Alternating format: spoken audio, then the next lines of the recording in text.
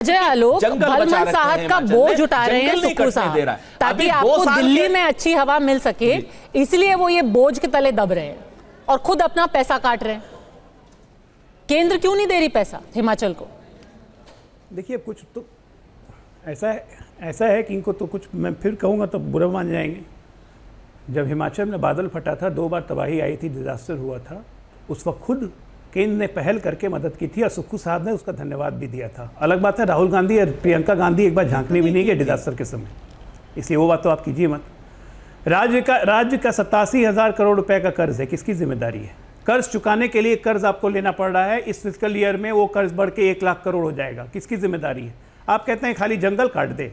जंगल काटने और illegal minings के कारण ये जो 2 बार डिजास्टर हुए हैं, इकोलॉजी सर्वे ऑफ इंडिया की रिपोर्ट आ चुकी है, यही जंगल इलीगल माइनिंग और जंगल काटने के कारण हिमाचल में इस तरह के डिजास्टर्स हो रहे हैं। ये कह रहे हैं टीवी चैनल पर बैठ के हिमाचल जंगल काट देंगे तो हिमाचल सरप्लस हो जाएगा। मतलब क्या सोच है राष्ट्रीय पार्टी का, क्या सोच हो गई एक पर्वतीय राज्य को चलाने में? एक पर्वतीय राज्य पे सबसे ज़्यादा कर्जा चढ़ा हुआ है, प्रति व्यक्ति 1,17,000 करोड़ रुपये कर्ज है, और आप कह रहे हैं कि ऊँट के मुँह में जीरा का फोड़न दे दिया। मंत्री और मुख्यमंत्री ने 2 महीने की सैलरी छोड़ दी, गजब, खटाखट 2 महीना छोड़ दिया, खटाखट फटाफट बेड़ा गर्क कर दिया हिमाचल का। एक वादे पूरे आप नहीं कर पा रहे हैं। 58,000 करोड़ का बजट है पंजा जी, और 42,000 करोड़ रुपए बजट का सिर्फ pension, old pension scheme, salary और ये देने में निकल जाता है। क्या करेगा राज्य? ये वित्तीय मैनेजमेंट है इनका। मतलब एक से एक हरकत कर रहे हैं। आप इनकी सरकार बनने के पहले वहां जो टैक्स देता था आदमी, जो टैक्स पेयर था, उसको 125 यूनिट बिजली फ्री हम दे दी सरकार, भाजपा की सरकार। आज नौबत यह है कि ना, इनका वादा था कि हम 300 यूनिट फ्री देंगे। 300 यूनिट फ्री तो छोड़िए, जो टैक्स दे रहा था उसको 125 यूनिट का कंसेशन मिल रहा था, वो भी बंद कर दी।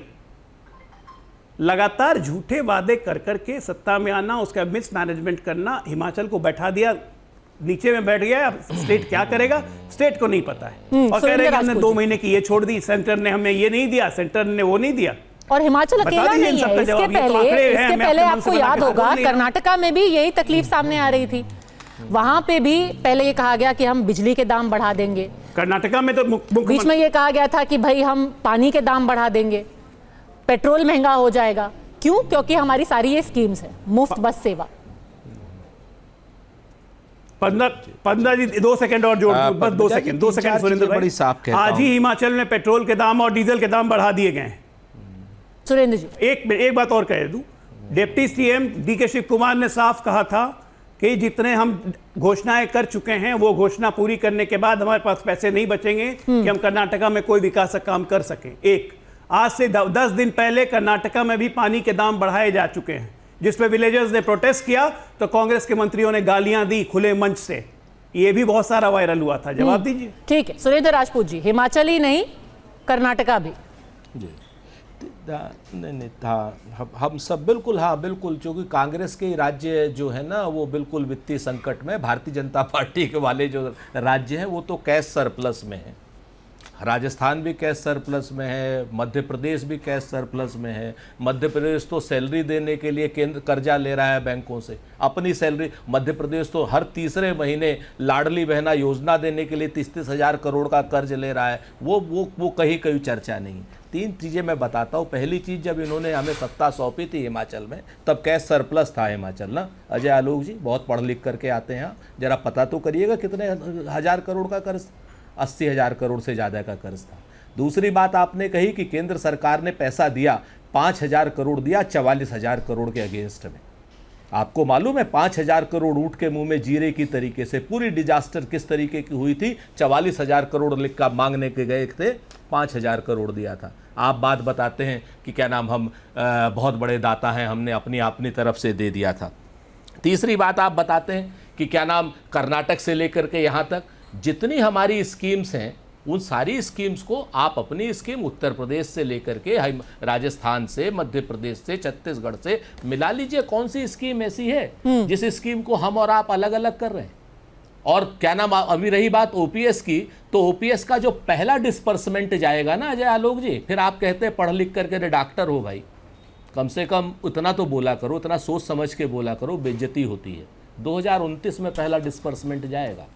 ये अभी से नहीं है, 2029 में जाएगा पहला डिस्बर्समेंट ओल्ड पेंशन स्कीम का जो आप बात कर रहे हैं। कि अगर आप किसी दूसरे के लिए अगर आप इस तरीके के अपशब्दों के शब्दावली का इस्तेमाल करेंगे तो सुनने के लिए तैयार रहा कीजिए। बहुत इज्जत करता हूं, इसका मतलब ये नहीं है कि किसी दूसरे को आप अनपढ़ बता दें।